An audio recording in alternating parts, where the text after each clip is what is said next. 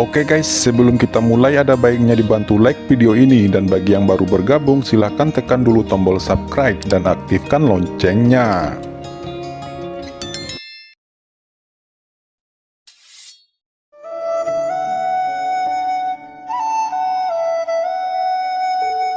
Aura jiwa skeleton Rider tiba-tiba berfluktuasi dan naik dalam sekejap. Kemudian dampak jiwa yang jahat dan menakutkan menyebar seketika. Jiwa Kaisar Gucang menggigil ketakutan, hanya nafas kematian yang menyelimutinya. Jie, jie, jie, di benua ini kamu tidak akan bisa melawan, ucap skeleton Rider menyeringai. Pada saat ini Kaisar Gucang memiliki ketakutan yang belum pernah terjadi sebelumnya. Dia bingung dan bertanya-tanya siapa kedua orang misterius ini. Kaisar Chang ketakutan dan jiwanya berfluktuasi dengan hebat. Teknik mata terlarang, teriak Qin sesaat kekuatan tak terlihat jatuh ke dalam pikiran Kaisar Gucang dan Kaisar Gucang langsung menjadi bingung. Pada akhirnya segel jiwa di benak Kaisar Chang terbentuk dan dilindungi oleh kabut jiwa yang cukup untuk menutupinya dari persepsi dunia luar. Qin tidak ingin kejadian seperti Luo Mengqi dari istana berkabut kembali terulang. Waktu itu orang lain dapat dengan mudah mengetahui segel jiwa yang ditanam Qin ke Luo Mengqi. Tapi dengan adanya kabut jiwa yang menutupi segel dari persepsi dunia luar, hal yang sama tidak akan terulang kembali. Saat ini Qin hanya merasa pusing di benaknya dan buru-buru menarik kekuatan jiwanya. Seluruh tubuhnya bercucuran keringat dingin seolah-olah dia telah mengalami pertempuran hidup dan mati. Itu bahkan lebih melelahkan daripada pertempuran sebelumnya. Hei tuan, segel jiwa di benak orang ini sebenarnya tersembunyi, ucap skeleton Rider menatap Qin dengan kaget. Jika dia tidak menelitinya untuk waktu yang lama, tidak akan mudah baginya untuk mengetahui bahwa Kaisar Chang telah diperbudak oleh Qin. Jika Kaisar Chang terlihat oleh orang-orang berpakaian hitam sekarang, segel jiwa ini tidak akan pernah terlihat secara sekilas. Kaisar Chang berdiri di samping Qin dengan hormat dengan ekspresi rendah hati. Dalam pikirannya Qin adalah tuannya. Kecuali Qin mengambil inisiatif untuk mencabut segel jiwa atau seseorang membunuhnya, maka kesetiaannya kepada Qin tidak akan pernah berubah. Qin tidak meminta apa-apa untuk saat ini, tetapi setelah membersihkan medan perang, dia mulai memulihkan diri. Pertempuran sebelumnya terlalu sengit dan dia mengkonsumsi terlalu banyak kekuatan. Kaisar Gucang juga terluka parah dan membutuhkan penyembuhan. Setelah sebatang dupa, Qin membuka matanya. Aura di tubuhnya telah pulih 80% dan kekuatan Kaisar Gucang juga telah pulih lebih dari setengahnya. Pada saat ini Yu Qiansu tiba-tiba datang ke lokasi itu. Melihat Kaisar Chang juga ada di sana, dia terkejut dan buru-buru mengangkat pedangnya. Kakak ipar, jangan khawatir, orang ini sudah diperbudak oleh tuan, jangan takut, ucap Master Skeleton Rider tertawa dan menyuruh Kaisar Gucang untuk berkata, cepat sapa Nyonya. Nyonya, ucap Kaisar Chang dengan hormat berkata kepada Yu Qiansu. Yu Qiansu membuka mulutnya lebar-lebar dan menatap Kaisar Chang yang sangat hormat dan patuh di depannya. Dengan ekspresi heran dan kaget di pikirannya saat ini, orang ini adalah Kaisar bela diri dari tahap akhir ke-8 dan terlebih lagi Kaisar bela diri teratas dari Kekaisaran Xuan Yuan. Dengan kekuatan yang begitu kuat, ketika orang ini ditempatkan di benua Betianyu, dia bisa menyapu seluruh Betianyu dan sekarang dia telah diperbudak oleh Qin. Bagaimana Qin melakukannya? Sesaat pikiran itu berlalu, dia dengan gugup datang ke sisi Qin dan bertanya, Shao Chen, apakah kamu baik-baik saja? Qin tersenyum sedikit dan berkata, aku baik-baik saja. Qin melirik Kaisar Gu dan bertanya, ngomong-ngomong Kaisar Gu, apa maksudmu dengan putri suci dari sekte hantu ilusi tadi? Apakah kamu pernah bertemu dengannya atau dengan Kaisar Feng Lei di sini? Kaisar Gu menjawab, Tuan, bawahan belum pernah melihat Kaisar, tetapi bawahan mendengar dari seseorang bahwa Kaisar Feng Lei sedang melacak putri suci dari sekte iblis ilusi. Adapun lokasi spesifiknya bawahan tidak mengetahuinya. Putri suci dari sekte hantu ilusi, maksudmu itu Chen Sisi? Tanya Yu Qiansu tercengang. Bawahan tidak begitu yakin, tetapi yang pasti dia adalah wanita yang pernah dekat dengan Tuan, jawab Kaisar Gu Changwu. Wajah Yukiansu tiba-tiba tenggelam, namun skeleton radar berkedut, wajahnya berubah menjadi hijau. Dia menampar kepala Gu Changwu dengan keras dan berkata dengan marah, "Sial, omong kosong apa yang kamu bicarakan? Tuan bahkan tidak mau menatap wajah wanita itu. Sejak kapan Tuan pernah dekat dengannya? Nyonya, jangan dengarkan Kaisar Changwu ini. Aku bahkan lebih mengerti Tuan daripada dia. Nyonya adalah satu-satunya di hati Tuan. Ketika kami pertama kali datang ke benua misterius ini, Tuan sangat mengkhawatirkan Nyonya dan tetap berusaha mencari." Benarkah? Wajah Yukiansu sedikit memerah. Ternyata Shao Chen sangat peduli pada dirinya. Yukiansu sangat tersentuh, tapi segera dia bereaksi dan buru-buru berkata, "Shao Chen, ayo selamatkan Chen Sisi. Jika Chen Sisi ditemukan oleh Kaisar Feng Lei, itu akan berbahaya." Skeleton radar tampak tercengang dan berkata, "Nyonya, apa kami tidak salah dengar? Kenapa kamu tidak marah atau cemburu?"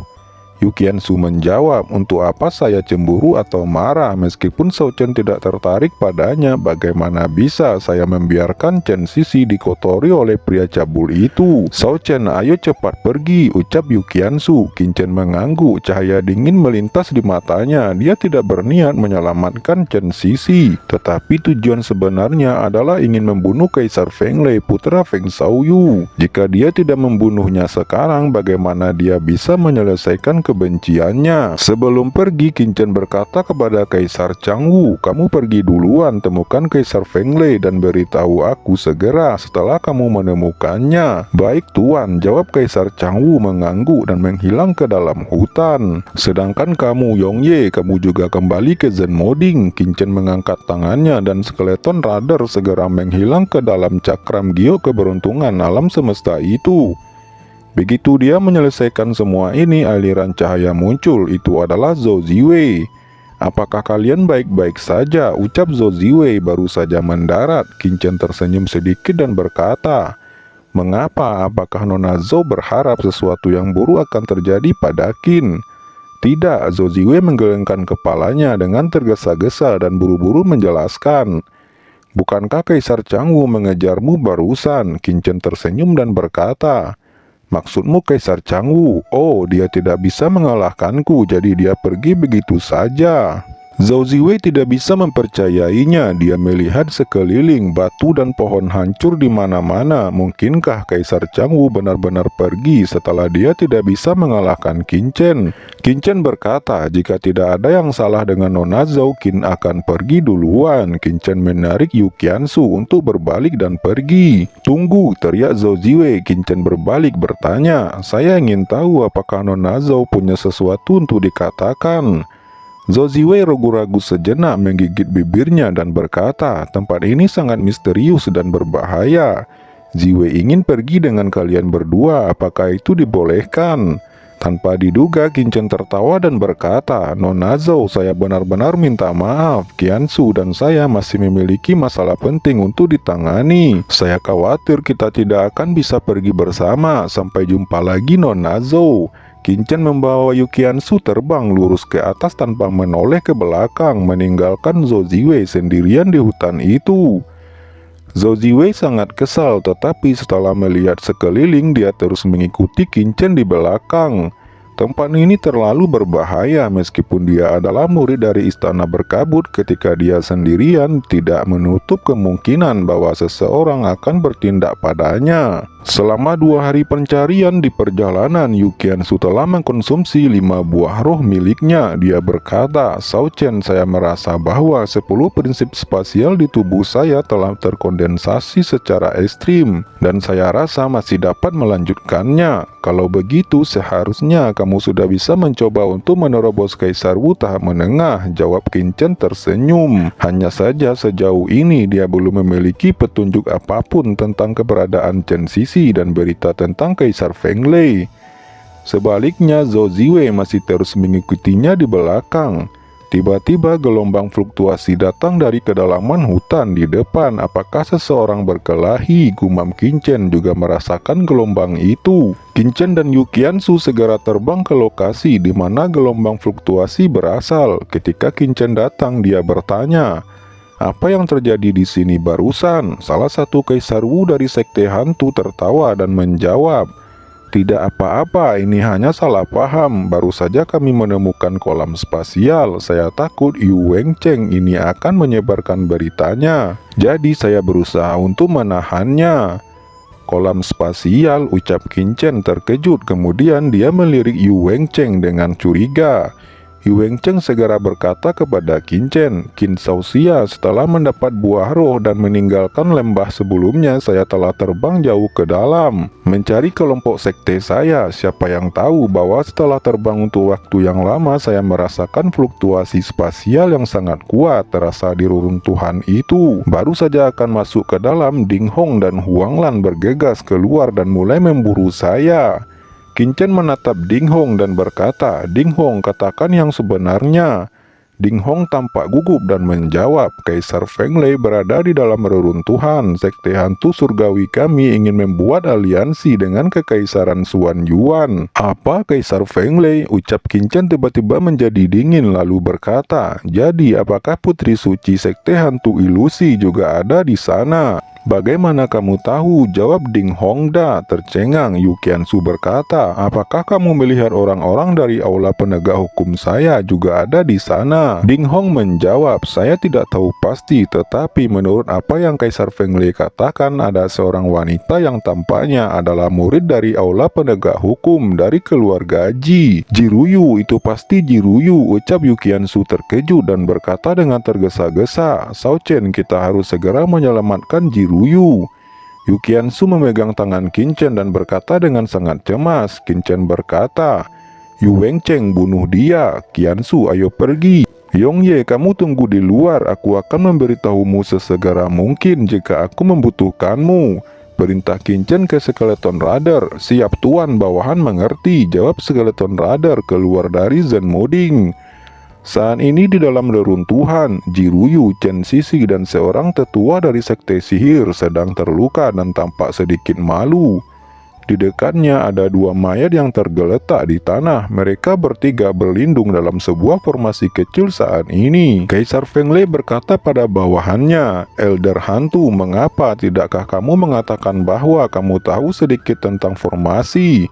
Sudah begitu lama, mengapa bahkan formasi kecil ini tidak bisa kamu patahkan?" Elder Hantu berkata, "Kaisar, ini adalah formasi tingkat 8 terbaik dari aula penegak hukum.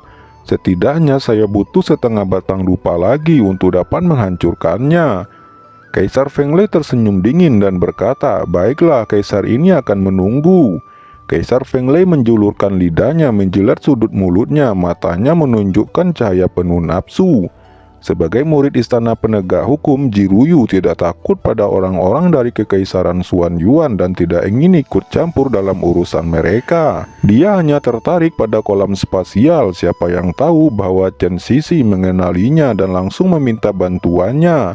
Ketika formasi akan pecah, pedang kuno muncul di tangan Jiruyu secara instan. Matanya menjadi sangat dingin dan dia berkata, "Semua orang bekerja sama untuk bergegas keluar." Chen Sisi juga tiba-tiba berdiri dan matanya menjadi sangat bertekad.